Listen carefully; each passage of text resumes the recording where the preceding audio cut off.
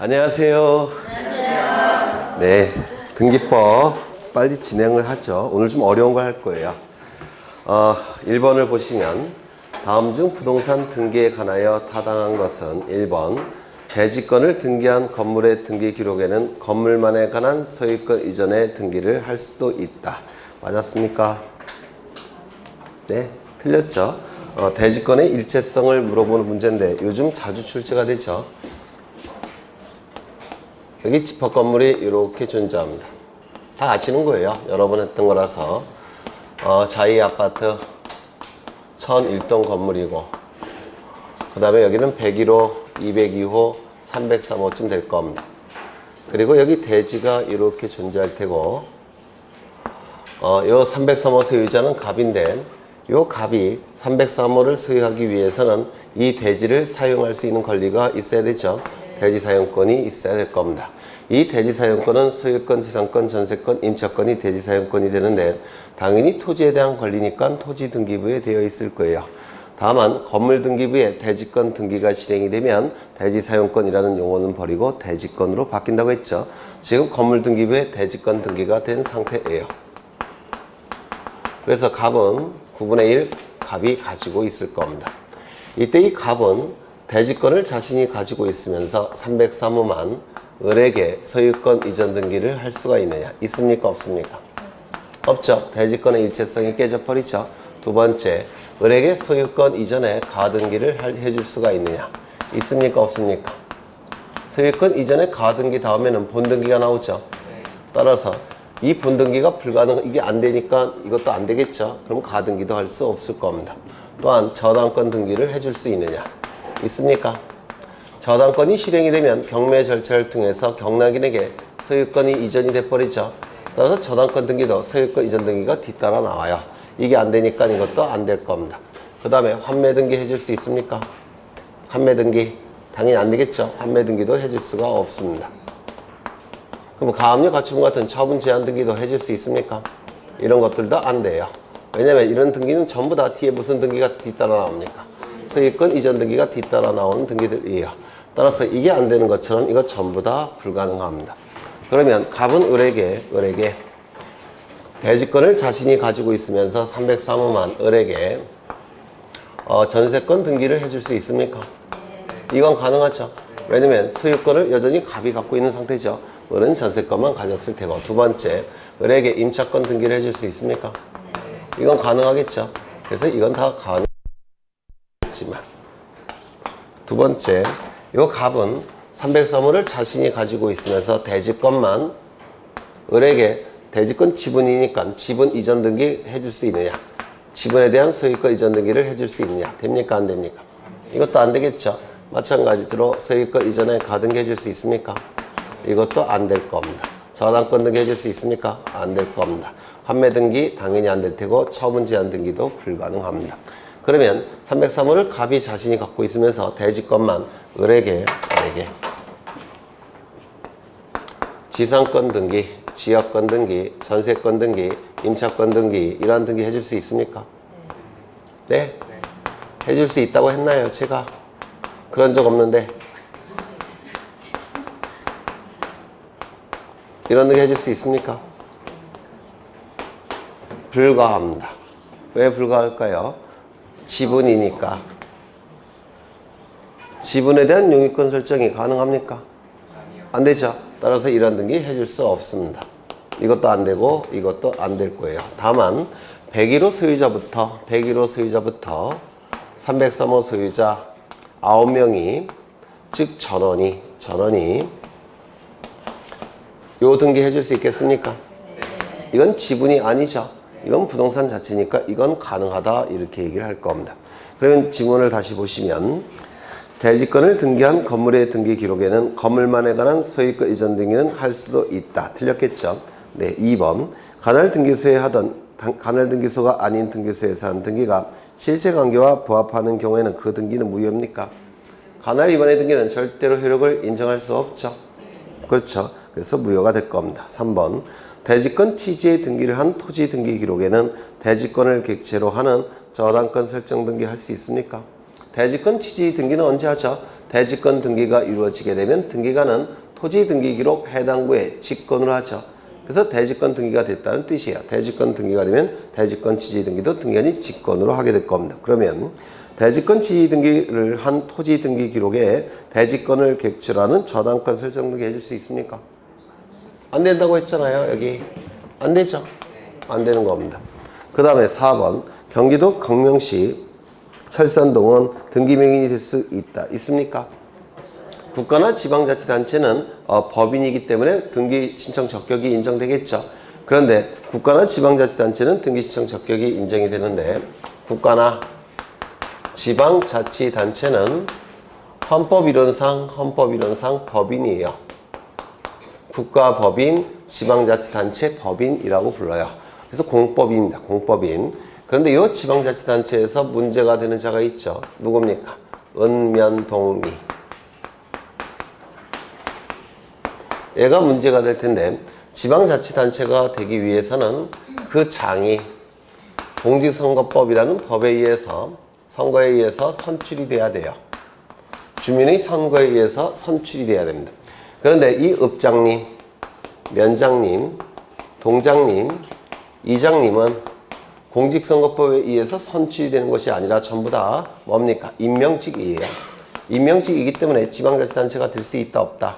없습니다. 따라서 읍면동, 읍면리 요 건물은 군 소속이니까 군의 이름으로 등기해야 돼요. 군은 지방자치단체겠죠. 그 다음에 동은요 구 소속이겠죠. 그래서 구의 이름으로 등기를 하는 겁니다. 얘네는 임명직인 행정기관에 불과해요. 하부 행정기관에 불과하니까 지방자치단체가 아닙니다. 따라서 등기신청 적격이 있다 없다? 없다라고 얘기를 합니다. 다만 동가리는 일부 예외가 존재하는데 여기에 대덕리라는 마을입니다. 또는 대덕동이라는 마을이 존재할 수도 있어요. 이 안에는 30인의 주민들이 살고 계시는데 이 30인이 십시일반 각출해서 비용을 각출해서 마을회관을 이렇게 건립을 합니다. 그럼 이 마을회관은 당연히 건물이니까 보전 등기 이루어져야 되겠죠. 그래서 1번 소유권 보전, 그 다음에 공유해서 여기 30분의 이름, 주민번호, 주소, 지분이 기록돼야 돼요. 그렇죠. 소유자들이니까. 그런데 이렇게 기록하면 지저분하니까 어떻게 기록을 하냐면 여기 마을 이름을 갖다가 여기다 쓰는 경우가 있어요. 대덕리 또는 대덕동 이렇게. 이것이 의미하는 바는 뭐냐면 요 마을 사람들이 건물을 소유하기 위해서 비법인 사단을 만든 겁니다. 이 비법인 사단을 만들어서 이 비법인 사단의 명칭을 이 마을 이름을 갖다 쓴 거예요. 명칭을 이렇게 갖다 쓴 겁니다. 그런데 이 비법인 사단은 등기시청 적격이 있습니까? 없어요. 있죠. 네, 사람은 아니지만 엄청난 부동산을 가지고 있는 단체라고 했죠. 종중, 교회, 사찰 이런 거 전부 다 비법인 사단 아닙니까? 따라서 등기시청 적격이 있는 거예요. 이거는 비법인 사단으로서 등기부에 이름을 올리는 겁니다. 이건 행정기관으로서 올리는 게 아니에요. 그렇죠. 그 다음에 그러면 여기 경기도 광명시 철산동이라는 표현이 있으니까 이거는 행정기관에 불과하겠죠. 따라서 이 동이니까 이건 등기시청 적격이 없습니다. 동장님은 임명직이기 때문에 그래요. 5번 판례에 의하면 무권 대리인이 한 등기가 실체관계와 부합하는 경우에는 그 등기는 무효이다. 맞았나요? 틀렸나요? 첫 번째, 관할 위반의 등기입니까? 아니죠. 사건이 등기할 것이 아닌 경우에 해당돼요. 그것도 아니죠. 그러면 3호부터 11호 어딘가에 해당이 될 겁니다. 3호부터 11호 어딘가에 해당되니까 이는 당연무효도 아니고 직권 말소할 수도 없고 이의 신청을 통해서 말소할 수도 없겠죠. 그럼 실체관계 부합 여부로 판단할 텐데 실체관계와 부합한다라는 표현이 있죠. 따라서 이 등기는 뭐가 되는 겁니까? 유효가 될 겁니다. 그래서 우리 등기법은 다 29조 갖고 판단하는 거예요. 그게 원칙입니다. 1호 위반인가, 2호 위반인가, 아니면 3호부터 11호 위반인가 그거 갖고 판단을 하게 됩니다. 그 다음에 2번 옳지 않은 것은 나와 있는데 등기관은 지방법원 그 지원 등기소에서 근무하는 법원서기관, 등기사무관, 등기주사, 등기주사보 중에서 지방법원장 또는 지원장이 지정한 자를 의미한다. 맞죠? 이걸 뭐라고 부릅니까? 지정등기관이라고 불러요. 그래서 등기관은 두 가지 종류가 있다고 했죠. 등기관은 두 가지가 있습니다. 첫 번째, 당연직 등기관. 또 하나 누가 있죠? 지정직 등기관. 이렇게 두 가지 종류의 등기관이 있는데, 이 당연직 등기관은 등기소장님, 등기과장님, 등기국장님, 등기계장님을 얘기한다고 했죠. 그래서 이 소장, 국장, 과장, 계장 그 자리에 올라가면 당연히 등기관이 되는 자들이에요. 이를 당연직 등기관이라고 할 테고, 이 지정직 등기관은 좀 암기해달라고 했죠. 4급 법원 공무원, 5급 법원 공무원, 6급 법원 공무원, 7급 법원 공무원 중에서 지방법원장이나 또는 누가 지원장이 등기관으로 지정한 자, 이 자를 지정직 등기관이라고 하는데, 이걸 보통 생략해요. 그래서 우리가 보통 얘기하는 등기관은 지정직 등기관이에요. 4급 법원 공무원을 뭐라고 부르냐면 등기서기관, 등기사무관, 법원서기관, 등기사무관, 등기주사, 등기주사보라고 불러요. 그래서 법원서기관, 등기사무관, 등기주사보, 등기주사, 등기주사보 중에서 지방법원장이나 지원장이 등기관으로 지정한 자를 지정직 등기관이라고 하는데, 이걸 좀 꼭 외워달라고 부탁을 드린 적이 있어요. 지정권자가 누구라는 거. 대법원장이 아니라 지방법원장이나 지원장이 지정권자라는 거. 그래서 이건 맞는 지문이 되겠죠. 그 다음에 2번. 등기소장 내지 등기과장은 별도의 지정이 없더라도 보직 발령을 받음으로써 당연히 등기관이 된다. 얘가 뭡니까? 당연직 등기관이라고 불러요. 3번. 등기관은 위법 부당한 사건 처리에 대해서는 처리자가 책임을 지는 단독제의 독립기관이나 법원장이나 등기소장의 행정적 지시는 받아야 된다. 맞는 지문이죠. 그래서 등기관이 해야 되는 사무는 두 가지가 있는데, 등기사무가 있을 테고, 그 다음에 일반 행정사무가 있습니다. 이 등기사무에서만큼은 어느 누구의 지시에 따를 필요가 없어요. 그래서 독립적 관청이다 이렇게 얘기합니다. 어느 누구의 지시 감독에 따를 이유가 없습니다. 그래야지만 공평하고 공정하게 등기사무를 처리할 수가 있기 때문에 그렇습니다. 다만 이 행정사무만큼은 이거는 상사의 지시에 복종을 해야 됩니다. 뭐 당직 쓰라고 그러면 당직 써야 되고, 네, 그런 뜻이에요. 등기사무에서는 독립된 행정관청이지만 행정사무에서는 상사의 지시에 복종을 해야 됩니다. 그래서 이 지문도 맞는 지문이 될 겁니다. 4번. 등기관의 고의과실에 의한 손해에 대하여 국가는 국가배상법에 의한 배상 책임이 있다. 이거 맞았을까요? 틀렸을까요? 네? 맞았겠죠? 그렇죠. 그 다음 국가는 등기관을 통해서 국가는 이익을 보는 자예요. 따라서 등기관이 다른 자에게 손해를 입혔다고 한다면 국가는 사용자의 입장으로서 배상 책임을 지게 됩니다. 맞는 지문이죠. 그 다음에 5번. 등기사무 정지기간 중에 등기는 실체관계의 부합 여부에 의하여 효력이 결정되기 때문에 등기관이 직권으로 말소할 수 없다. 이거 맞았을까요? 틀렸을까요? 틀렸죠. 등기사무 정지기간 중에 등기는 이때는 뭡니까? 29조 제2호 위반. 사건이 등기할 것이 아닌 경우에 해당되는 등기죠. 기억나셔요? 안 나시는 것 같은데. 여기는 A 등기소가 담당하는 지역입니다. 그런데 이 지역에 천재지변이 발생을 했다라는 겁니다. 천재지변이 발생했다면 등기사무는 처리하기가 힘들겠죠. 따라서 대법원장은 일정 기간을 정해서 이 기간 동안에는 등기사무를 정지할 것을 명령을 내립니다.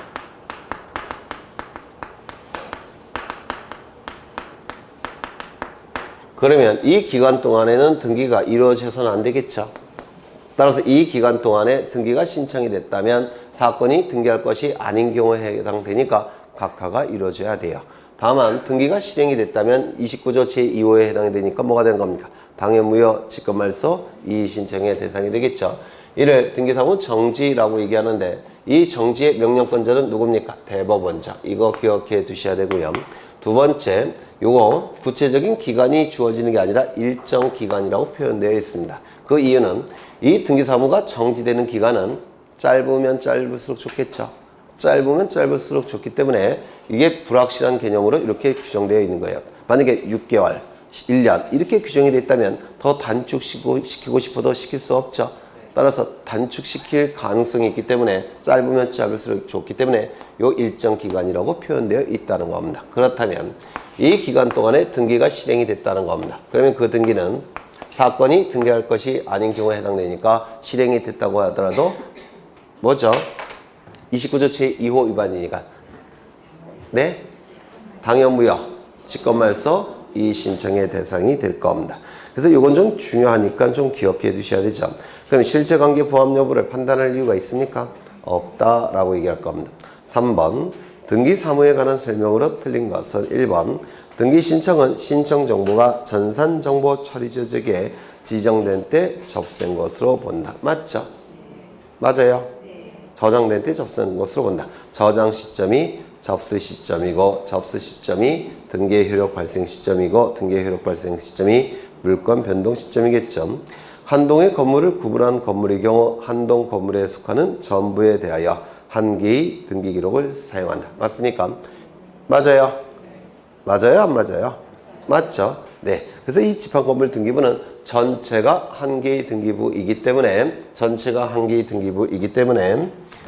형식적으로 본다면 1부동산 1등기 기록의 원칙이 적용이 됩니까? 적용되지 않습니까? 네? 돼요? 집합건물 등기부가 이거 집합건물 등기부 하는 거 아니에요?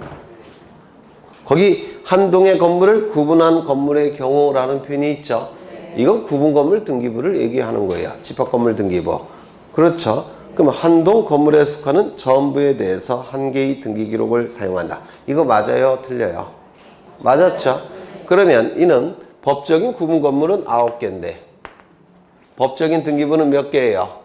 1개. 그럼 1부동산 1등기 기록의 원칙이 적용됩니까? 안 됩니까? 안 된다라고 얘기했죠. 다만 실질로 판단한다면 구분 건물마다 표제부 갑구을구가 따로 존재하죠. 따라서 실질로 판단한다면 1부동산 1등기 기록의 원칙이 적용됩니까? 안 됩니까? 기억 안 나셔요? 이거 제가 여기까지 쉬었는데 28번 얘기했는데 안 돼요? 돼요? 된다고 했죠. 그래서 실질이라는 문구가 있느냐 없느냐에 따라서 달라진다고 했죠. 네, 이거 꼭 기억해 두셔야 돼요. 자주 나오는 지문이라서. 그 다음에 3번 등기 의무자가 2인 이상일 경우 직권으로 경정 등기를 마친 등기관은 그 전원에게 그 사실을 통지해야 된다. 이거 맞았습니까? 틀렸습니까? 의견이 분분한데 아니 그 공간정보법 할 때 그 빠삭했던 실력은 다 어디로 가셨어요?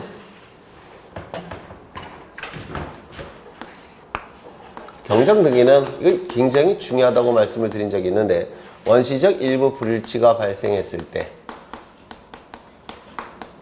그 불일치 부분을 일치시켜주는 등기가 바로 경정등기죠. 맞아요? 그렇죠. 그런데 이 원시적 일부 불일치가 신청인의 잘못에 의해서 발생을 했다면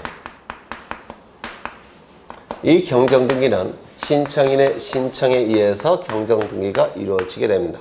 다만 등기관의 잘못에 의해서 발생을 했다면 가장 이해관계가 많은 자는 신청인일 테니까 신청인의 신청에 의해서 경정등기가 이루어질 수도 있고 등기관이 직권으로 경정등기를 할 수도 있다라고 했습니다. 이게 무슨 얘기냐면 신청인이 신청정보의 면적을 10,000제곱미터라고 기록을 했어야 되는데 공을 하나 빼놓고 1000이라고 기록했다는 겁니다. 그럼 등기관은 등기부에 1000으로 기록할 수밖에 없죠. 이거 누가 잘못한 겁니까? 신청인이 잘못한 거예요. 따라서 이때는 신청에 의해서 경정등기가 이루어져야 돼요. 그런데 신청정보에는 10,000이라고 기록되어 있는데 등기관이 등기부에 옮겨 적을 때 공을 하나 빼놓고 등기관이 1000으로 기록했다는 겁니다. 누가 잘못한 겁니까? 등기관이. 이때는 등기관의 잘못에 의해서 일부 불일치가 발생했을 때는 가장 이해관계가 큰 자는 신청이니까 신청인의 신청에 의해서 경정등기가 이루어질 수도 있고 등기관이 잘못한 거니까 등기관이 알아서 고칠 수도 있다는 겁니다. 이때 요거 좀 기억해 두셔야 돼요. 등기관의 잘못에 의해서 일부 불일치가 발생했을 때는 신청도 가능하고 직권도 가능하다는 거. 이때 이 직권에 의한 경정등기는 시험에 자주 나온다고 했습니다. 첫 번째, 이 직권에 의한 경정등기를 하게 되면 지방법원장에게 보고해야 되는데 이 보고는 사전보고라고 했습니까? 사후보고라고 했습니까? 사후에 보고한다고 했죠. 고친 다음에 보고를 해야 돼요. 왜냐면 사전에 보고하게 되면 보고할 때 이게 지체가 돼요. 잘못된 내용이 공시되는 건 짧으면 짧을수록 좋기 때문에 사전에 보고를 하게 되면 그만큼 더 잘못된 내용이 오랫동안 공시되는 결과가 되죠. 따라서 일단 고친 다음에 보고를 해야 됩니다. 두 번째, 등기상 이해관계인이 있을 때는 그자의 뭐가 필요합니까? 승낙서가 필요하게 됩니다. 이게 굉장히 중요한 의미가 있는데 왜냐하면 등기예규가 개정되기 전에는 등기상 이해관계인이 있을 때는 무조건 직권경정등기가 허용되지 않았었습니다. 옛날에는. 그런데 이게 등기예규가 개정이 되면서 이제는 허용이 돼요. 다음 뭐가 첨부되어야 된다고요? 승낙서가. 세 번째, 신청인에게 통지를 해줘야 됩니다. 신청인이 없을 때는 등기명의인에게라도 통지를 해줘야 돼요. 이때 이 통지는 사전 통지라고 했습니까? 사후 통지라고 했습니까? 일단은 고친 다음에 통지를 하는 거예요. 왜? 잘못된 내용이 공시가 되면 그만큼 안 되니까 잘못된 내용이 공시되는 기간은 짧을수록 좋아요. 그래서 일단 고친 다음에 통지를 하는 겁니다. 그 다음에 그리고 그 다음에 이 신청이나 등기명의인이 2명 이상일 때는 전원에게 통지합니까? 한 사람에게 통지하는 것으로 충분합니까? 네, 1인에게 통지하는 것으로 충분합니다. 한 사람에게만 통지하면 돼요. 여러 명 있을 때는. 예를 들어서 등기 권리자가 3명 있다고 한다면 3명 중에서 1명에게 통지하면 됩니다.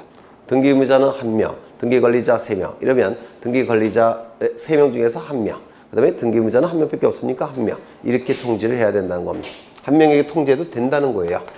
그 다음에 네 번째, 이 경정등기나 변경등기는 일부 불일치가 발생했을 때 일부만을 고치는 등기가 변경이나 경정등기죠. 이게 원시적 일부 불일치면 경정, 후발적 일부 불일치면 변경이죠. 그러면 이 변경이나 경정등기는 이 부분만 고치는 것이고 나머지는 고치지 않아요. 그러면 고치기 전과 고친 후는 이것만 고치는 거니까 동일성이 유지돼야 됩니다. 동일성이. 그래서 변경이나 경정등기 할 때는 등기관이 동일성이 유지되는지 여부를 심사하게 됩니다. 그게 원칙이에요. 동일성 유지 여부를 심사해야 되는데 문제는 이 직권에 의한 경정등기는 누가 잘못한 겁니까? 등기관이 잘못한 거죠. 그리고 지가 잘못해놓고 지가 심사하는 건 의미가 없죠. 따라서 이 직권에 의한 경정등기는 동일성 유지 여부를 심사하지 않습니다. 예외적으로. 이 정도는 꼭 기억해 달라고 여러 번 강조했는데 시험에 아주 잘 나오는 부분이에요. 좀 기억해 두십니다. 그러면 지문을 다시 보시면 어디 갔지? 네, 등기 의무자가 2명 이상인 경우에 직권으로 경정등기를 마친 등기관은 그 전원에게 사실을 통지해야 된다. 아니죠. 한 사람에게 통지하는 것으로 충분하다는 겁니다. 물론 전원에게 통지할 수도 있어요. 근데 한 명에게 통지할 수도 있다는 겁니다. 그 다음에 4번, 등기관이 등기를 마친 경우 그 등기는 접수한 때 효력이 발생한다. 똑같은 문제점. 네. 4번, 5번, 등기상 증명서 발급 청구는 관할 등기소가 아닌 등기소에 대해서도 할 수 있다. 지금은 다 전산등기부예요. 전산등기부이고 국민의 편의를 위해서 전산망이 다 연결되어 있으니까 아무 등기소에 나가서 신청할 수 있겠죠. 그래서 정답은 3번이 될 테고 4번, 다음은 등기소의 관할과 등기관에 관한 설명이다. 옳지 않은 것은 1번, 부동산이 여러 등기소의 관할구역에 걸쳐 있는 경우 그 부동산에 대한 최초의 등기 신청을 하고자 하는 자는 각 등기소를 관할하는 각 지방법원의 장에게 관할 등기소의 지정을 신청해야 된다. 맞았습니까? 틀렸습니까? 네? 맞아요? 틀려요? 맞아요.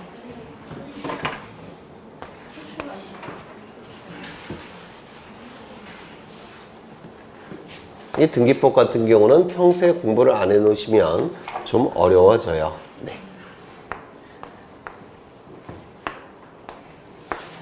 여기는 A동이고 여기는 B동입니다. A동이 아니라 A 잘못했네.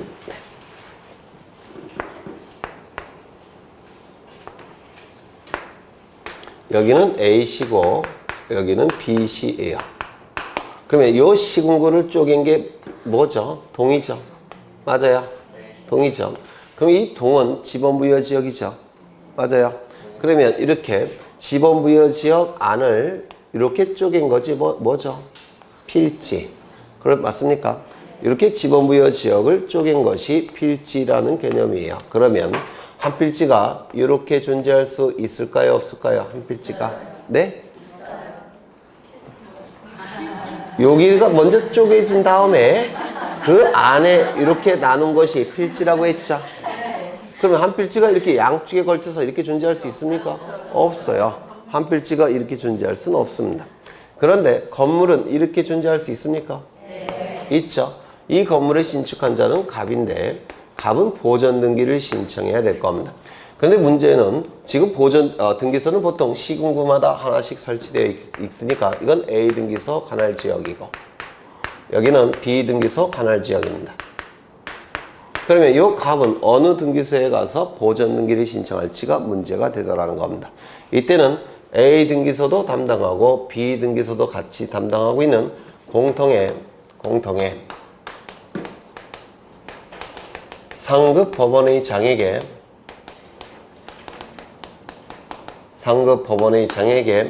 관할을 지정해달라고 신청을 하게 됩니다. 이를 관할의 지정을 신청한다 이렇게 얘기합니다. 그러면 공통의 상급 법원의 장은 네가 처리하라 라고 지정해 줄 겁니다. 그러면 이 등기소에 가서 갑은 보전 등기를 신청하게 됩니다. 이를 관할의 지정의 신청이라고 얘기했는데 누구에게 관할의 지정을 신청한다고요? 공통의 상급 법원의 장에게 관할의 지정을 신청합니다. 다만 이 관할의 지정 신청서는 등기소에 제출하는 겁니다. 물론 양쪽에 제출할 필요는 없고 한 군데에 제출하면 될 겁니다. 그럼 이쪽에 제출이 됐다면 이렇게 보내게 돼요. 송부한다 라고 얘기를 해요. 관할의 지정의 신청은 토지 경우에는 관할의 지정의 신청의 문제가 나타나지 않습니다. 왜? 양쪽에 걸쳐서 한 필지가 존재할 수는 없기 때문에 그래요. 하지만 건물의 경우에는 양쪽에 걸쳐서 존재할 수 있기 때문에 관할의 지정의 문제가 나타나게 됩니다. 그래서 이 관할의 지정은 가끔은 나오니까 좀 기억해 두셔야 되는데 첫 번째, 누구에게 이 관할의 지정을 신청한다고요? 공통의 상급 법원의 장에게 신청합니다. 신청서는 누구에게 제출한다고요? 등기소에게 제출하는 겁니다. 양쪽 등기소 중 하나의 등기소에 제출하게 됩니다. 그 다음에 토지는 관할의 지정의 문제가 나타난다 안 나타난다? 안 나타납니다. 건물의 경우만 관할의 지정의 문제가 나타납니다. 이 정도는 꼭 외워두셔야 돼요. 그러면 이 지문은 맞는 지문입니까? 틀린 지문입니까? 틀렸죠? 각 등기소를 관할하는 각 지방법원의 장에게 신청하는 게 아니라 공통의 상급 법원의 장에게 신청하게 될 겁니다. 2번 관할 등기소의 지정 신청은 해당 부동산의 소재지를 관할하는 등기소 중 어느 한 등기소에 지정 신청서를 제출하는 방법으로 한다. 맞습니까? 맞죠? 네, 등기소에 신청하는 겁니다. 신청서를 제출하는 겁니다. 3번 관할의 위임은 일정한 등기구역의 일부 또는 전부에 속하는 부동산 전부에 관하여 관할 자체를 위임하는 것이지 개개의 등기 사건을 위임하는 것은 아니다. 맞았습니까? 틀렸습니까? 맞아요? 확실해요?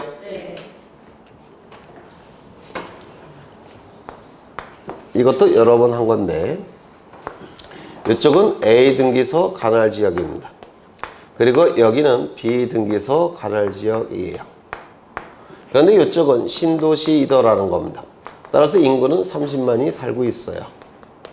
이쪽은 농촌 지역이에요. 인구는 100명의 주민이 살고 계십니다. 여러분은 어느 등기소로 발령받고 싶으셔요? 장단점은 이쪽으로 가시면 이게 부수입이 많이 생길 겁니다. 이쪽으로 가시면 아주 편안하게 일을 하실 수 있을 거예요. 어느 쪽으로 가고 싶으셔요? 인생과 가치관에 따라서 다르겠죠. 저는 있죠. 네. 누가 보더라도 공평하지 않기 때문에 대법원장은 구획을 정해서 이쪽으로 다 넘깁니다. 이를 관할의 위임이라고 불러요. 이거를 뭐라고 부르냐면 등기 구획이라고 부르는데요. 이때 구획을 정할 때는 이 구획 안에 들어오는 구획 전부 또는 구획 일부에 대해서 등기사무를 다 넘기는 겁니다. 특정 부동산에 관한 등기사무를 넘길 수는 없어요. 특정 부동산에 관한 등기사무를 넘기게 되면 범죄가 개입할 가능성이 있어요. 부조리가. 그래서 등기구획을 정해서 이 등기구획 전부 또는 일부 안에 들어오는 모든 부동산에 관한 등기사무를 넘기는 것이지 특정 부동산에 관한 등기사무를 넘길 수는 없다는 겁니다. 이거 좀 기억해 두셔야 돼요. 그래서 이 지문은 맞는 지문이 되겠죠. 다시 한번 읽어보죠. 관할의 위임은 일정한 등기구획의 일부 또는 전부에 속하는 부동산 전부에 관하여 관할 자체를 위임하는 것이지 개개의 부동산에 관한 등기사건을 위임하는 건 아니다. 맞는 지문이 될 겁니다. 4번 등기관의 제척 사유에 해당하는 경우에 2인 이상의 참여인 없이 등기를 실행한 경우 그 등기는 무효는 아니라는 것이 통설이다. 이거 맞아요? 맞아요. 따져보죠. 29조 제1호 위반일까요? 아니죠. 29조 제2호 사건이 등기할 것이 아닌 경우에 해당될까요? 그것도 아니죠. 그럼 뭐 갖고 판단합니까? 실체관계 부합 여부로 판단하겠죠. 맞아요. 따라서 실체관계에 부합하면 유효, 실체관계에 부합하지 않으면 무효가 될 겁니다. 맞아요. 그렇죠. 그 다음에 5번, 4번, 5번이죠. 등기관은 위법 부당한 사건 처리에 대하여 처리자가 책임을 지는 단독지 독립기관이나 행정적 지시는 받아야 된다. 아까 보신 거죠. 네. 5번을 보시면 등기에 관한 설명으로 틀린 것은 1번 토지 특정 일부에 대한 소유권 이전 등기 가능합니까? 안 되죠. 부동산 자체 일부에 대한 소유권 이전 등기는 안 되죠. 맞아요. 그러면 등기를 하고자 한다면 어떻게 해야 됩니까? 나눠서 등기해야 되겠죠. 그렇죠. 그래서 여러 번 강조한 건데 다 알고 계실 거예요. 이 표를 반드시 암기하셔야 됩니다. 민법 등기법 양쪽에서 무조건 지문으로 출제가 될 거예요. 이쪽은 뭐죠? 부동산 자체의 일부. 즉 부동산이 이렇게 존재한다면 그 자체의 일부. 요거. 그 다음에 이쪽은 뭐죠? 부동산 권리의 일부. 이 권리 일부를 뭐라고 부르죠? 지분이라고 부르죠. 따라서 이 지분은 부동산이 이렇게 있을 때 갑 2분의 1을 2분의 1을 얘기할 겁니다. 이쪽은 소유권 등기가 가능한가 또는 소유권 등기의 전제가 되는 저당권 등기가 가능한가 또는 소유권 이전 등기의 전제가 되는 처분 제한 등기가 가능한가. 그리고 이쪽은 용익물권인 지상권, 지역권, 이때의 지역권은 승역지를 얘기하는 겁니다. 그리고 전세권 등기가 가능한가 또는 임차권 등기가 가능한가. 부동산 일부에 대한 이런 등기 가능합니까? 안 되죠. 왜 안 돼요? 일물 일권주의 원칙상 안 되는 겁니다. 그러면 이 부동산 일부에 대한 이런 등기 가능합니까? 되죠. 다만 등기 신청할 때 뭘 첨부한다고요? 네, 일부일 때는 반드시 도면을 첨부한다고 했죠. 지분에 대한 이런 등기 가능합니까? 되죠. 그 다음에 지분에 대한 이런 등기 가능합니까? 안 되죠. 이때 지분에 대한 소유권 등기는 좀 조심하셔야 되는데 특히 소유권 보존 등기를 조심하셔야 되는데 공유자 1위는 자신의 지분만에 대한 소유권 보존 등기 할 수 있습니까? 없죠. 그러면 공유자 1위는 전원 명의로 보존 등기 할 수 있습니까? 이건 가능하다 이렇게 얘기했죠. 그러면 지문을 다시 보시면 토지 특정 일부에 대한 소유권 이전 등기를 하려면 반드시 분필 등기를 거친 후에 일을 해야 된다. 왜요? 부동산 일부에 대한 소유권 이전 등기는 불가하기 때문에 그럴 겁니다. 2번 한 필지 토지의 특정 일부에 대한 지상권 등기 가능합니까? 가능하겠죠. 건물이 공유 지분에 대해서 전세권 등기 할 수 있습니까? 없겠죠. 한동 건물을 구분 또는 분할의 절차를 밟기 전에도 건물 일부에 대한 전세권 등기 가능합니까? 네? 어려우셔요? 한동 건물의 일부에 대한 전세권 등기 가능해요? 가능하잖아요. 이게 기계적으로 나오셔야 되는데. 그 다음에 어딘지 잊어버렸네. 5번.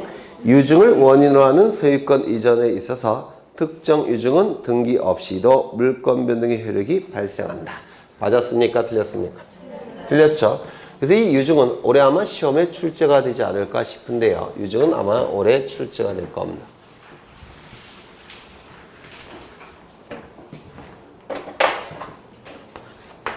여기 이러한 부동산이 있고 소유자가 갑인데 갑이 을에게 유언을 통해서 증여를 합니다. 이 갑을 뭐라고 부르죠? 유증자 또는 증여자라고도 불러요. 얘를 뭐로 부르죠? 수유자, 유증을 받는 자 또는 네? 수증자라고도 부릅니다. 뭐 혼용해서 써요. 이때 이 유증은 두 가지가 있죠. 첫 번째 포괄 유증, 두 번째 뭐가 있죠? 특정 유증이 있죠. 갑이 가지고 있는 재산을 포괄해서 유언을 통해서 증여할 때 포괄 유증. 포괄 유증은 보통 지분의 형태로 넘어갑니다. 특정 유증은 갑이 가진 재산 중에서 하나를 딱 특정해서 유언을 통해서 증여할 때 이를 특정 유증이라고 부릅니다. 이 포괄 유증은 우리 민법 1078조에서 상속과 동일한 효력이 있다라고 되어 있어요. 상속과 동일한 효력이 있기 때문에 이때 상속처럼 처리합니다. 즉 187조가 적용이 돼요. 187조가 적용이 되니까 어느 시점에 을이 권리를 취득할까요? 유증의 효력이 발생하는 시점. 유증의 효력이 발생하는 시점에 이 을은 물권을 취득합니다. 그러면 유증의 효력이 발생한 시점에 을은 권리를 취득하게 됩니다. 그러면 유증의 효력이 발생하는 시점에 권리를 취득한데 이때 187조가 적용이 되니까 처분하기 위해서는 뭘 갖춰야 됩니까? 등기를 갖춘 다음에 처분해야 되겠죠. 등기를 갖춘 다음에 처분하게 될 겁니다. 그러면 이 등기는 처분 요건으로서의 등기입니까? 성립 요건으로서의 등기입니까? 처분 요건으로서의 등기가 될 겁니다. 특정 유증은 이러한 규정이 있을까요? 없을까요? 없어요. 따라서 원칙인 186조에 따라서 해결을 해야 된다. 그러면 186조는 법률행위 플러스 등기 물권 변동이니까 무엇을 갖춰야지만 소유권을 취득합니까? 등기를 갖춰야지만 소유권을 취득하게 돼요. 따라서 이 등기는 성립요건입니까? 처분요건입니까? 성립요건이 돼버립니다. 이때 이 을명의로 등기를 갖추는 것은 요 갑에 요 유언을 집행하는 겁니다. 요 을명의로 등기를 해주는 것은 유언을 집행하는 거예요. 따라서 갑의 유언 집행자나 유언 집행자가 없을 때는 상속인이 요 갑의 유언을 집행하는 의미에서 등기를 신청해 줘야 됩니다. 그리고 상대방이 등기 권리자로서 공동으로 신청하게 됩니다. 그래서 이 유증으로 인한 등기는 포괄 유증이건 특정 유증이건 유언 집행자 또는 상속인이 등기 의무자가 되는 것이고 유증을 받은 자가 등기 권리자로서 공동 신청하게 될 겁니다. 이 내용은 전통적으로 많이 출제가 되는 것이고 요즘은 이게 더 많이 출제가 돼요. 포괄 유증의 경우에는 유증의 효력이 발생하는 시점에 수증자가 권리를 취득하는 것이고 등기는 처분 요건으로서의 등기가 될 겁니다. 특정 유증의 경우에는 등기까지 갖춰야지만 권리를 취득합니다. 다르죠? 네, 이게 요즘은 많이 출제가 돼요. 아마 올해 나오지 않을까 싶은데 그러면 지문을 보시면 유증을 원인으로 한 소유권 이전에 있어서 특정 유증은 등기 없이도 물권 변동의 효력이 발생합니까? 등기를 갖춰야지만 물권 변동의 효력이 발생할 겁니다. 만약에 포괄 유증이라고 한다면 이 지문은 맞는 지문이 되겠죠? 그렇죠? 그 다음 6번 등기에 관한 설명으로 틀린 것은 한 필지 토지 전부에 대하여 이미 소멸한 전세권의 설정 등기가 존재하는 경우 다른 전세권의 설정 등기를 수리하지 못한다. 이게 뭐죠? 네? 네, 뭐예요? 후등기 저지력. 그렇죠. 다 알고 계시면서 큰 소리로 얘기해 주셔요. 네, 후등기 저지력. 이 후등기 저지력은 출제될 가능성이 아주 높은 효력인데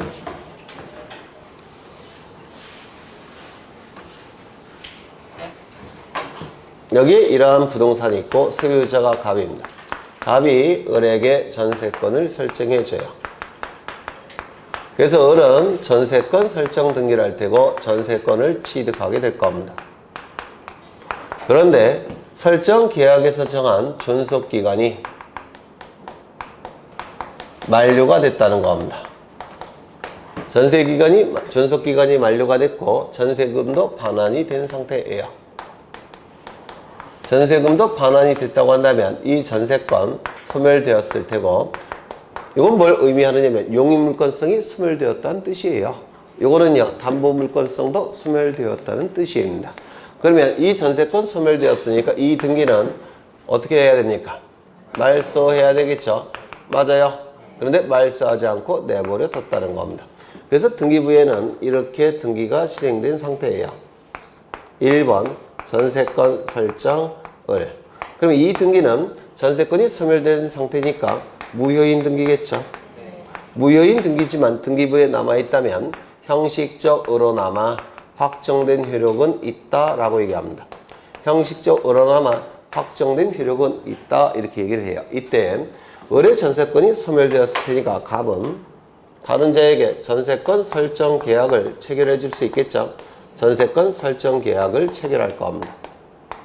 그 다음에 이 병이 전세권 설정 등기까지 갖추게 되면 전세권을 취득할 텐데 맞아요. 근데 만약에 병명의로 전세권 등기를 갖추게 되면 하나의 부동산 전부에 용의물권 등기가 2개가 존재하는 꼴이 돼버리죠. 이거 있을 수 있습니까? 없습니까? 없죠. 하나의 부동산 전부에 대해서 용의물권 2개의 등기는 양립이 불가능해요. 양립할 수 없습니다. 따라서 이 등기가 등기부상 살아있다면 형식적으로나마 확정된 효력이 있기 때문에 양립할 수 없는 등기가 나타나는 것을 저지시키는데 이를 뭐라 불렀죠? 후등기 저지력.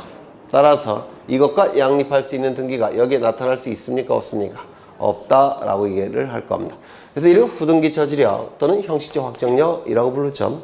그런데 만약에 을이 가졌던 전세권이 만약에 요 부분이고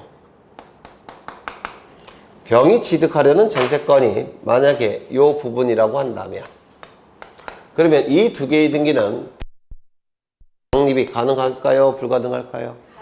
이때는 가능하죠. 따라서 이때는 후등기 저지력이 나타납니까? 안 나타납니까? 안 나타난다 이렇게 얘기했죠. 요즘은 요거까지도 출제합니다. 수준이 높게. 네. 그래서 양립이 불가능할 때만 후등기 저지력이 나타나게 돼요. 양립이 가능할 때는 후등기 저지력이 나타나지 않을 겁니다. 그 다음에 2번 등기의 추정력은 갑골의 등기에 인정되며 표지부 등기에는 추정력이 인정됩니까? 추정력의 본래 용어는 등기의 권리 추정력이에요. 따라서 권리에 관한 등기에서만 추정력이 인정이 됩니다. 표지부는 권리에 관한 내용이 기록되지 않으니까 추정력이 인정될 수 없겠죠. 그래서 맞을 테고 3번 합유 등기에 있어서는 등기부상 각 합유자의 지분을 표시하지 아니한다. 맞아요. 합유자의 지분은 등기부에 기록되지 않죠. 따라서 합유 지분에 대한 가압류 가처분이 가능할까요? 불가능할까요? 불가능해요. 가압류 가처분 등기가 되기 위해서는 2가지 요건을 충족해야 돼요. 첫 번째, 재산적 권리일 것. 두 번째, 등기부에 등기가 되어 있을 것. 근데 합유 지분은 등기부에 기록되질 않죠. 따라서 합의 지분에 대한 가압류 가처분은 불가능합니다. 그러면 공유 지분에 대한 가압류 가처분은 가능하겠습니까? 가능하겠죠. 왜? 공유 지분은 등기부에 기록이 되니까. 그러면 점유와 주민등록은 갖췄지만 아직 임차권 등기를 하지 않은 임차권은 가압류 가처분의 대상이 됩니까? 안 되죠. 왜? 등기가 안 됐으니까. 그러면 등기된 임차권은 가압류 가처분의 대상이 됩니까? 이건 가능하다라고 얘기를 할 겁니다. 4번 동일한 건물에 대하여 동일인 명의의 보호전 등기가 중복된 경우 후 등기를 기초로 하여 제3자 명의의 등기가 격려된 때는 후 등기가 유효하다. 맞아요? 틀려요? 틀렸죠? 네. 혹시 혼자 공부하실 때 중복등기의 정리 이런 거 들어보신 적 있습니까? 네? 있어요? 없어요? 없다고요? 있다고요? 공부를 안 해서 질문이 종종 들어와서 수업 시간에 한 적은 없어요. 왜 한 적은 없냐면 이게 너무 어렵고 출제될 가능성이 크지 않다고 보기 때문에 설명을 드린 적이 없는데, 이게 아마 담보책임 공부한 적 있죠, 민법에서? 그거보다 보통 담보책임 표로 외우십니까? 아예 공부 안 하셔요? 네, 안 하는 게 정상인 것 같은데, 전 옛날에 공부할 때도 안 했어요. 저도 너무 외울 게 많아서 그냥 안 나온다 이렇게 편하게 생각하고 담보책임을 공부를 안 했는데, 중개사 쪽 보니까 다 표로 외우시던데, 다른 학원 보니까. 근데 그 담보책임의 표보다 훨씬 양이 많아요, 요게. 그래서 설명을 드린 적이 없는데 그냥 들어만 두셔요. 중복등기에 관한 규정은 첫 번째, 부동산 등기법과 그리고 부동산 등기 규칙에 규정이 되어 있고요. 그 다음에 두 번째, 등기 예규에도 규정이 되어 있습니다. 그리고 세 번째, 대법원 판례 이론도 있어요.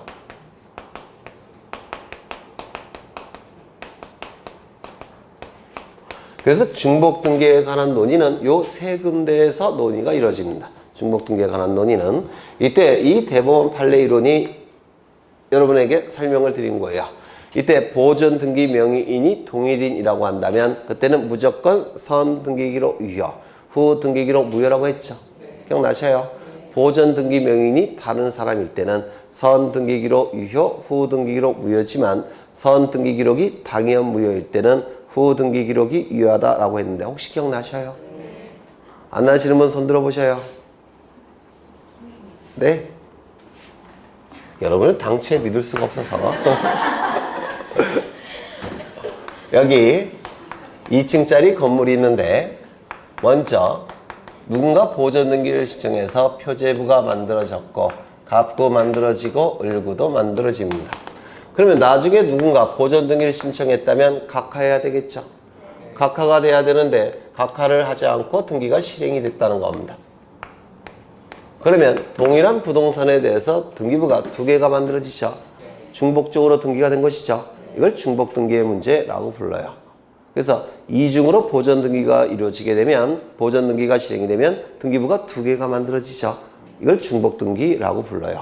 이때 여기는 2층으로 되어 있고 여기는 1층으로 되어 있다면 표제부가 그럼 어느 것이 유효고 어느 것이 무효라고 했습니까? 네, 이것이 유효가 될 테고 이것이 무효가 된다고 했죠. 이걸 표제부의 이중등기라고 불러요. 표제부의 이중등기는 표제부에 그 건물의 객관적 실체를 정확하게 표시하는 것만 유효, 정확하게 표시하지 않은 건 무효가 돼요. 그렇다면 여기가 1층으로 되어 있고 여기가 2층으로 되어 있다면 어느 게 유효고 어느 게 무효입니까? 네? 이게 무효가 될 테고 이것이 유효가 될 겁니다. 건물의 객관적 실체를 정확하게 표시하는 것이 유효고 정확하게 표시하지 않은 건 무효가 될 겁니다. 이를 표제부의 이중등기라고 불러요. 두 번째, 먼저 보존등기가 이루어져서 표제부가 만들어지고 갑구가 만들어지고 을구도 만들어집니다. 누군가 나중에 보존등기를 신청했다면 각하함이 원칙이죠. 근데 등기관이 실수해서 등기부가 또 만들어졌다는 겁니다. 표제부 만들어지고 갑구 만들어지고 을구도 만들어질 겁니다. 여기는 똑같이 표제부의 2층으로 되어 있어요. 그럼 표제부 등기의 이중등기는 아니겠죠? 맞아요. 그렇죠. 여기는 1번 소유권 보존 갑, 그 다음에 여기는 1번 소유권 보존 갑, 그 다음에 여기는 1번 저당권 설정을 이렇게 등기가 됐더라는 겁니다. 이때 보존 등기 명의인이 동일일 때는 즉 같은 사람일 때는 어느 것이 유효 어느 것이 무효입니까? 이것이 무조건 유효, 이것이 무조건 무효라고 했죠. 그렇죠. 네. 이 을은 이쪽에 옮겨 적으면 되겠죠. 요 을은 갑에게 청구해서 이쪽으로 옮기면 될 겁니다. 그 다음에 세 번째, 먼저 표제부가 만들어졌고 갑구가 만들어졌고 을구도 만들어졌습니다. 나중에 표제부가 만들어졌고 갑구도 만들어졌고 을구도 만들어졌어요. 표제부에는 똑같이 2층으로 되어 있습니다. 표제부 등기의 이중 등기는 아니죠. 그런데 갑구에 여기에 1번 소유권 보전 갑, 여기는 1번 전세권 설정 을, 여기는 1번 소유권 보전 A, 여기는 1번 저당권 설정 B 이렇게 되어 있다는 겁니다. 어느 게 유효고 어느 게 무효입니까? 이것이 유효, 그리고 이것은 무효. 맞아요? 그런데 만약에 이것이 당연 무효라고 한다면 이때는 뭐가 되는 겁니까? 유효다 이렇게 얘기했죠. 이 이론이 바로 대법원 판례 이론이에요. 대법원 판례 이론은 이중으로 중복적으로 등기부가 만들어졌을 때 하나를 무효화시키고 하나를 유효로 판단하는 겁니다. 이거 되셨을까요? 이게 대법원 판례 이론이에요. 그런데 이 부동산 등기법, 부동산 등기규칙, 등기예규는 하나를 유효, 하나를 무효로 판단하는 이론이 아니고 등기관이 우연히 등기 절차를 진행하는 도중에 중복적으로 등기가 됐다는 걸 발견했다는 겁니다. 우연찮게. 그러면 공시기능에 혼란이 발생하겠죠. 공시기능에 혼란이 발생하니까 등기관은 알아서 하나를 폐쇄해서 정리를 합니다. 하나를 폐쇄해서 정리하는 것이지 유효, 무효를 판단하는 게 아닙니다. 여기 1번, 2번은 무슨 말인지 아시겠어요? 그렇죠. 이때 이 부동산 등기법과 부동산 등기 규칙은 건물에 관한 내용은 규정이 없습니다. 토지에 관한 내용만 규정이 있어요. 왜 그러냐면 토지와 건물을 비교할 때 어느 것이 경제적 가치가 압도적으로 높습니까? 토지예요. 그래서 중요한 재산인 토지만 규정을 두고 있습니다. 토지만. 그 다음에 여기 등기예규에서는 토지에 관한 내용도 있고 토지에 관한 규정도 있고 건물에 관한 규정도 있어요. 이렇게 달라지게 돼요. 그래서 건물은 등기법과 등기규칙에는 규정이 없고 예규에만 규정이 있습니다. 예규가 중요한 재산적 가치가 토지보다는 덜하기 때문에 예규에서 처리할 수 있다고 본 겁니다. 여기까지 되셨을까요? 두 번째, 이 등기법, 등기 규정이 아니라 등기 규칙이죠. 부동산 등기 규칙. 이 1번과 2번은 등기 절차에서 등기 절차를 진행하는 도중에 등기관이 우연치 않게 발견을 했다는 겁니다. 등기부가 동일한 토지에 관한 등기부가 두 개가 존재한다는 걸 우연치 않게 발견을 했다는 겁니다. 그러면 등기관이 봤을 때 전문가니까 공시기능에 혼란이 발생한다는 걸 알 수가 있겠죠. 공시기능에 혼란이 발생하니까 이거를 방지하기 위해서 등기관은 하나를 폐쇄해서 그냥 정리를 해버립니다. 요거 무슨 말인지 아시겠습니까? 등기관이 우연치 않게 중복적으로 등기부가 존재하는 걸 발견했을 때 하나를 폐쇄해서 정리하는 내용이 1번, 2번의 내용이에요. 그러면 우연치 않게 발견했을 때 등기관은 하나를 폐쇄해서 정리를 하는 겁니다. 이건 직권 정리예요. 그런데 이런 경우 있겠습니까? 이게 선 등기 기록이고 후 등기 기록인데 이렇게 있을 때 진짜 소유자는 A예요. 진짜 소유자는 A인데 또 하나의 등기부에 B가 이렇게 등기가 되어 있다는 겁니다. 그러면 얘가 진짜 소유자고 얘는 소유자가 아니라고 한다면 이걸 정리해야 되겠죠. 맞아요. 근데 등기관은 강제력이 있습니까? 없습니까? 형식적 심사권밖에 없죠. 잘못 정리할 가능성이 있을까요? 없을까요? 없어요. 있겠죠. 강제력이 없으니까. 실질적 심사권이 없으니까. 따라서 등기관이 이걸 정리했어야 되는데 이걸 정리하는 경우도 있을 겁니다. 이건 잘못 정리가 된 거죠. 그렇다면 이게 정리가 됐다고 해서 요 A는 소유권 상실할까요? 상실하지 않을까요?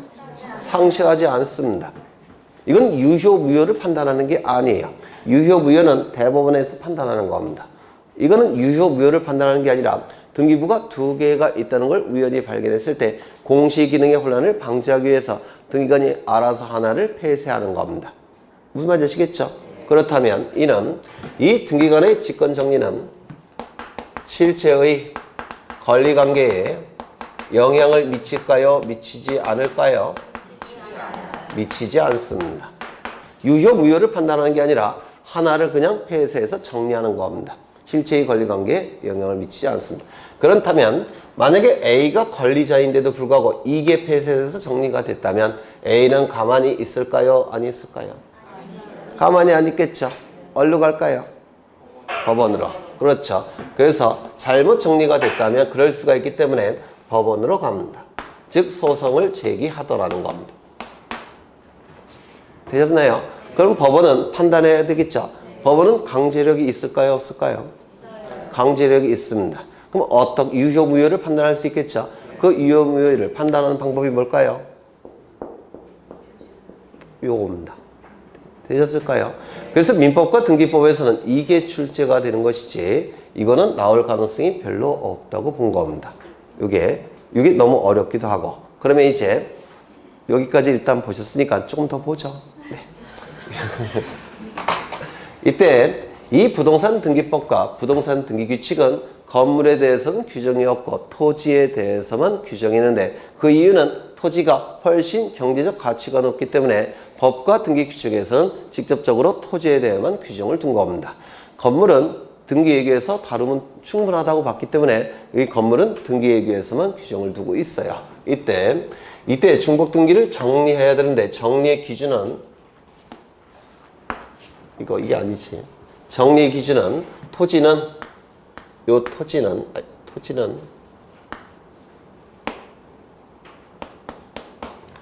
최종 소유권의 등기 명의인을 기준으로 해서 하나를 정리합니다.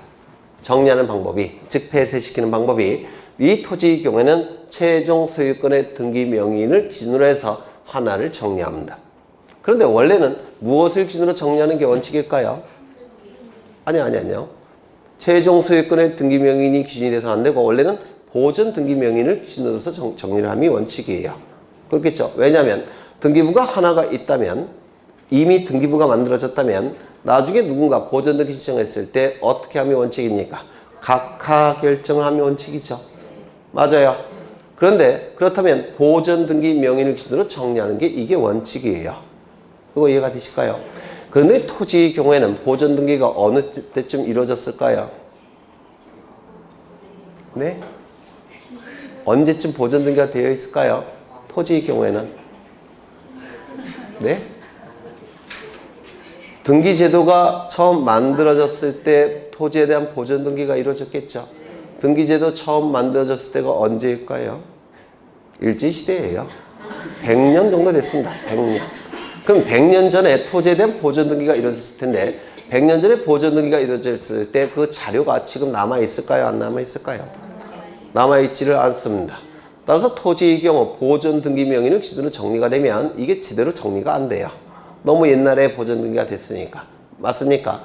따라서 이 토지의 경우에는 최종 소유권의 등기 명의인을 기준으로 정리가 이루어집니다. 무슨 말인지 아실까요? 등기관은 등기관은 강제력도 없죠.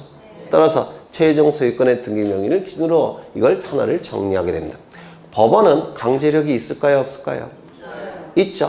100년 전에 존재하는 보존등기지만 이 법원은 강제력이 있기 때문에 보존등기 명의인을 기준으로 정리합니다. 법원은. 하지만 등기관은 강제력이 없기 때문에 형식적 신사건밖에 없기 때문에 100년 전의 자료를 이걸 어떻게 볼 수가 없어요. 그래서 등기관이 정리할 때는 최종 소유권의 등기 명의인을 기준으로 정리합니다. 이거 이해가 되실까요? 그 다음에 이 건물의 경우에는 보존 등기 언제쯤 돼 있을까요? 그래, 신축이 언제쯤 돼 있을까요? 끝에야 50년이겠죠. 그렇죠? 건물은 보통 50년 되면은 이게 무너지지 않습니까? 그래서 건물은 보존 등기 된 지가 얼마 안 돼요.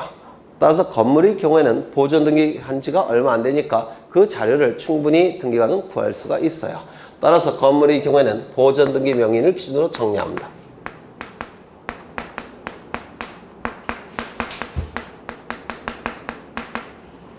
이게 25회 때 출제된 적이 있어요.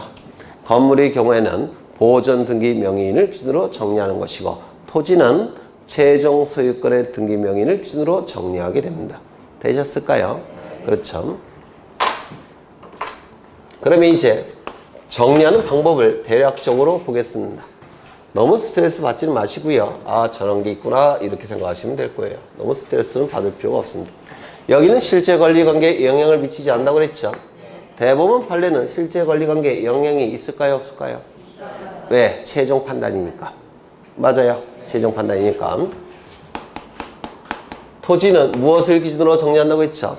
최종 소유권의 등기 명의를 기준으로 해서 하나를 정리한다고 했죠. 그러면 먼저 등기부가 이렇게 있습니다. 여기는 1번 소유권 보전 가, 2번 소유권 이전을, 그 다음에 여기는 나중에 만들어진 등기부예요.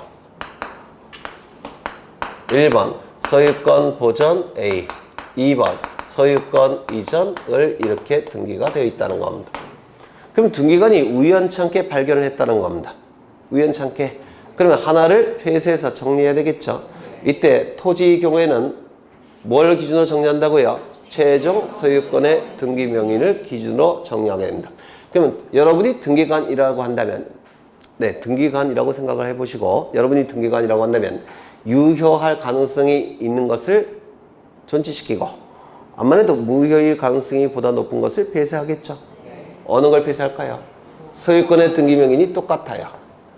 이때는 어느 걸 폐쇄해서 정리할까요? 이거를 폐쇄해서 정리합니다. 왜냐하면 등기부가 있다고 한다면 나중에 보존등기 신청이 됐을 때 그게 각하됨의 원칙이죠. 따라서 이때는 소유권의 등기 명의인이 똑같기 때문에 이걸 폐쇄해도 상관이 없을 거예요. 맞아요. 두 번째,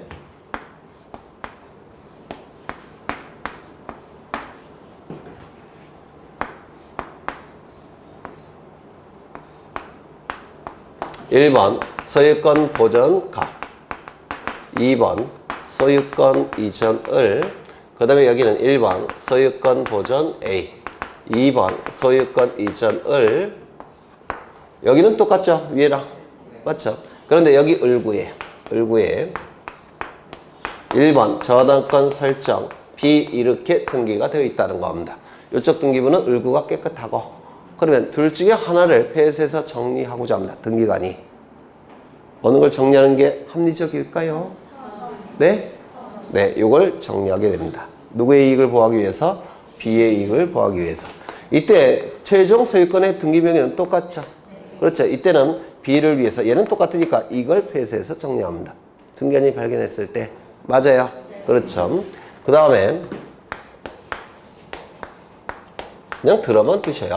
1번 소유권 보전 가, 2번 소유권 이전을, 나중에 만들어진 등기기록은 1번 소유권 보전 가, 이렇게 등기부가 존재합니다. 이것이 법조문에 어떻게 되어 있냐면 하나의 등기기록의 최종 소유권의 등기명의인은 다른 등기기록의 최종 소유권의 등기명의인으로부터 이전받았을 때, 무슨 말인지 아시겠죠?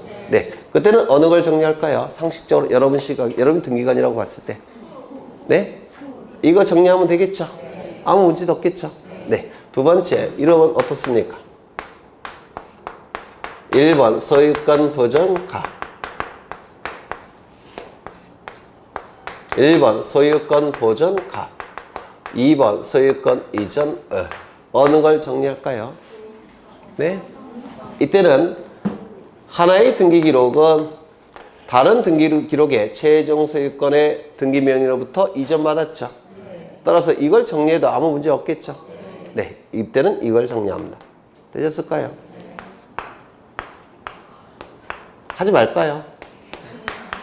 네?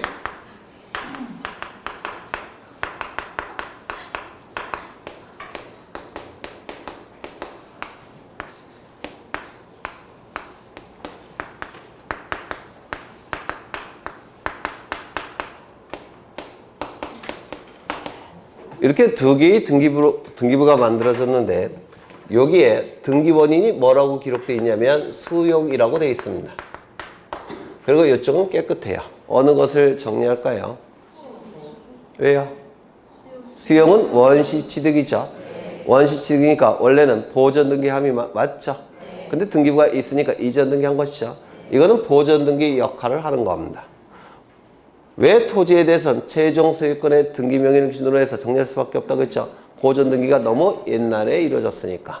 이건 너무 옛날이 아니겠죠? 따라서 이걸 기준으로 이걸 정리하는 겁니다. 이렇게 정리하는 거예요. 그래서 하나의 등기부에 원시 취득을 원인으로 하는 소유권 이전 등기가 존재할 때는 다른 등기 기록을 정리하는 겁니다. 무슨 말인지 아시겠습니까? 이건 어떨까요?